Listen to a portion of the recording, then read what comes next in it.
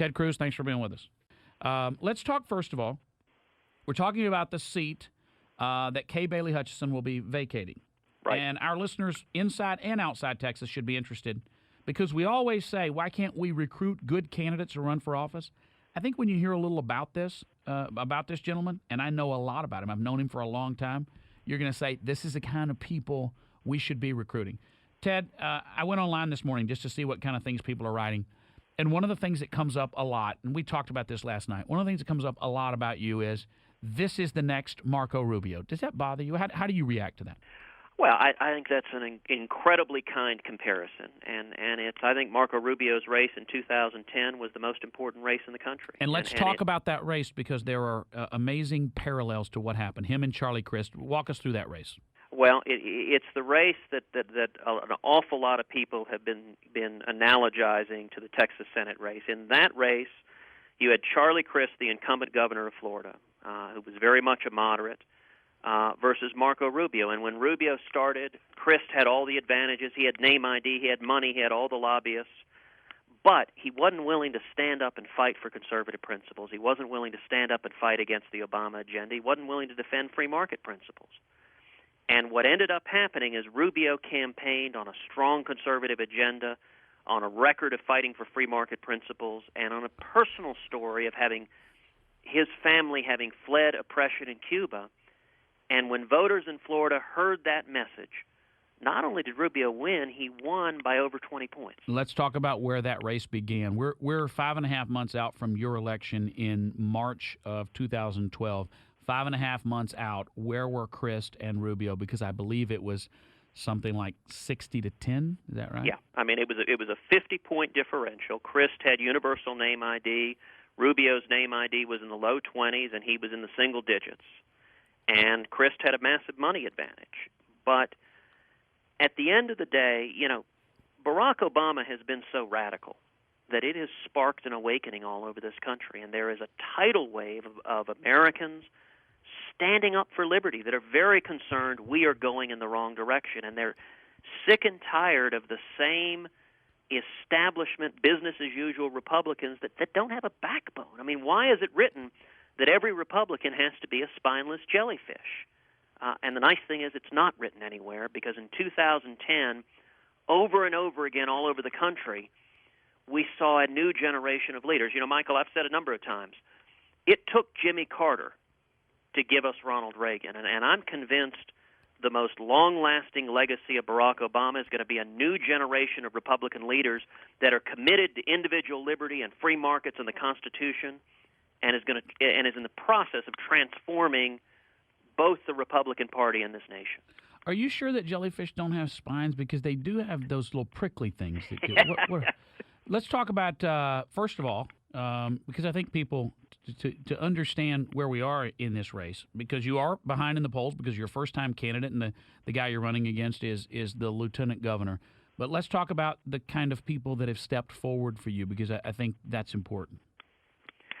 Well, we launched the campaign back in January of this year, and in the last 10 months, we have seen conservatives all across the state of Texas and nationally unite behind this campaign. In terms of state leaders, virtually every major strong conservative leader in the state has endorsed the campaign, from Kelly Shackelford to Peggy Venable to David Barton to Ernie Angelo to 3 former chairmen of the Republican Party of Texas, Kathy Adams, Tina Benkaiser, and George Strait.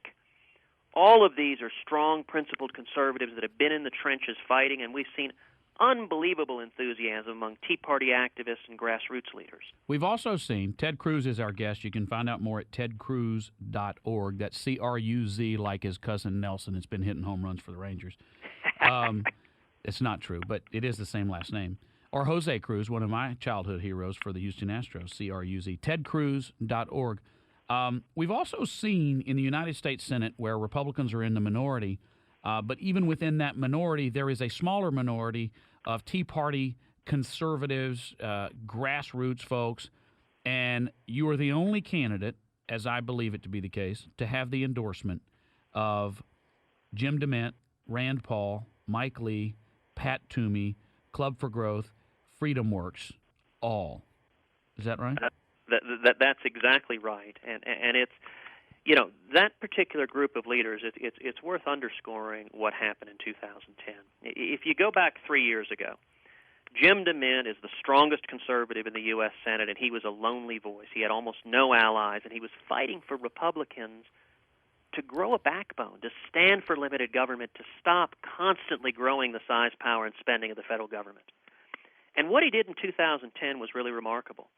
He went around the nation and he got involved in Republican primaries for Senate, and he backed strong conservatives. He got behind Marco Rubio in Florida and Mike Lee in Utah and Rand Paul in Kentucky and Pat Toomey in Pennsylvania. And in every one of those races, there was an establishment career politician that the party graybeards had picked, just like David Dewhurst. He was the choice because he understood the rules of the game, that when you go to Washington, you have to compromise with the Democrats. Whatever you do, you got to keep growing the size and power of the federal government.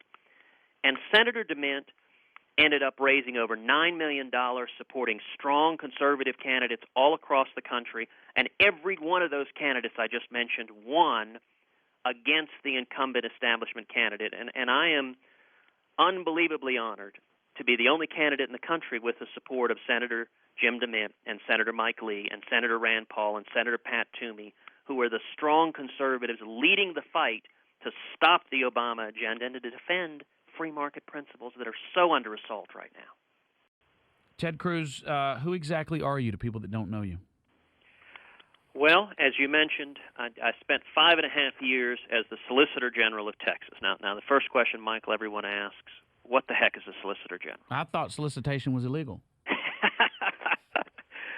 The Solicitor General is the chief lawyer for the state of Texas in front of the U.S. Supreme Court and all the state and federal appellate courts. So I was appointed by Greg Abbott, our Attorney General, who is my dear friend and mentor. And during the 5.5 years I served, Texas over and over again led the nation defending conservative principles. Let me give you some examples. We defended the Ten Commandments monument that stands on the state capitol grounds. We went all the way to the U.S. Supreme Court, and we won 5-4. We defended the Pledge of Allegiance, brought together all 50 states, went to the U.S. Supreme Court, and won unanimously. We defended the Second Amendment, the right to keep and bear arms, went to the U.S. Supreme Court, and won 5-4. And I think the biggest victory of my tenure is a case many of your listeners will know well, the case of Medellin versus Texas, which began in the early 1990s with the truly horrific gang rape and murder of 2 teenage girls in northwest Houston. The case took a really strange turn when the World Court, which is the judicial arm of the United Nations, issued an order to the United States to reopen the convictions of 51 murderers across this country. Texas stood up and we fought the World Court. I argued this case twice in front of the United States Supreme Court. On the other side were 90 foreign nations, and on the other side, sadly, was the President of the United States, who signed an order that attempted to order the state courts to obey the World Court. Texas stood up, we fought the World Court, we fought the United Nations, we fought 90 foreign nations, and we fought the President of the United States. We defended U.S. sovereignty, which is what the case was all about, and we won 6-3. And the case, when you refer to U.S. sovereignty, it was the sovereignty of the state of Texas to do what exactly? To put to death a vicious child rapist and murderer. Jose Ernesto Medellin hand-wrote a 4-page confession where he described the brutal crime he and his other gang members perpetuated on these 2 teenage girls. And he was an unrepentant, vicious child rapist and murderer. And he's now facing judgment because the state of Texas carried out justice and carried out his sentence that was imposed by a jury of his peers. Ted Cruz is our guest. He's running for the United States Senate from the state of Texas, tedcruz.org. Tell folks that don't know, I think your dad's story is one, your dad speaking before the Tea Party in April of 2009 and some of the things he said and his life and how that influenced you. Because the very first time I met you many years ago, that's what people knew about Ted Cruz. That's who Ted Cruz was. That was, I think, as far back as I've known you, that's what defined who you were. Well, my dad's story and my family background is a big part of of who I am and what I believe. My dad is from Cuba. He was born in Cuba. He grew up in Cuba. And as a kid, as a teenager, he was thrown in prison and he was tortured. When he was 17 years old, he was beaten almost to death. And he fled Cuba and came to the United States to go to the University of Texas. He arrived in Austin. He was 18 years old. He didn't speak a word of English. He had no possessions except he had $100 that was sewn into his underwear, which my grandmother put there so they wouldn't take it from him. And he went and he got a job as a dishwasher making 50 cents an hour. And he worked 7 days a week, and he paid his way through UT, and he went and got a job, and then he started a small business. He and my mother started a seismic data processing company in the oil and gas business in Houston. And so I grew up in Houston as the child of two small business owners. And when I was a kid, Michael, my dad used to say to me all the time, when we faced oppression in Cuba, I had a place to flee to. If we lose our freedom here, where do we go? And the truth of the matter is, Michael, we don't have a place to go. The United States is, as President Reagan put it, the last best hope for mankind. And President Obama has been so radical that our freedom is jeopardized, and we need the next U.S. Senator from Texas to be a fighter, to lead the fight. Texas is too conservative for us not to be leading the fight to stop the Obama agenda, to defend free market principles, and to defend the Constitution, and that's exactly why it is I'm running. Who is David Dewhurst, the guy you're running against?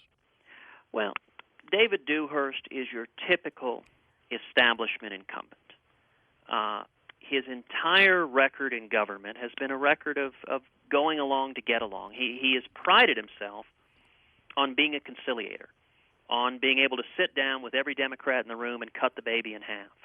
And, you know, there may be times when that's a useful skill, but this isn't one of those times now. I mean, the problem is there are far too many Republicans in Washington who think just like David Dewhurst, who look to compromise and give in on principles rather than to stand and fight. Ted Cruz is our guest, tedcruz.org. Speak directly to the TSA groping bill. This past session, Dan Patrick, conservative state senator, introduced a bill to prohibit the TSA from groping us at the airports. I'll tell you, I was groped this morning at the airport, and it's a tragic part of the Obama administration, and they're trampling on our liberties. Was it a TSA employee or just a random person walking by that wanted to you know, so sadly, it was a TSA employee with a badge.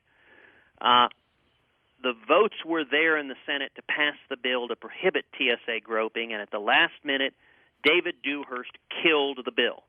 And he killed the bill. The reason he killed the bill is really instructive, which is the Obama administration threatened to retaliate against Texas if we did that, and David Dewhurst, when faced with opposition, folded. And listen, we need a fighter in Washington who's willing to stand for conservative principles and doesn't run away when the Obama administration disagrees with it. And talk about the sanctuary cities bill. It was yet another example this session where there was a strong bill to prohibit sanctuary cities, to prohibit the cities in Texas right now where the law enforcement is prohibited to even inquire if someone's an illegal alien. And the bill, David Dewhurst killed the bill. And the reason, look, his entire career in politics, he doesn't like controversy. He doesn't like to take difficult stands. You know, he has kept in place his entire tenure as lieutenant governor a rule called the two-thirds rule, which means for any bill to be considered in the Texas Senate, two-thirds of the senators have to vote to take it up, which means necessarily you have to get a Democrat to agree. Now, that's very good for promoting kumbaya harmony, but it means, as a necessary rule, the Senate will not take up strong conservative bills. And the reality of this legislative session, the Texas Senate was the place conservative bills went to die. Right. Ted Cruz is our guest, tedcruz.org. Ted, we'll have you on again in the future. Good luck in your race.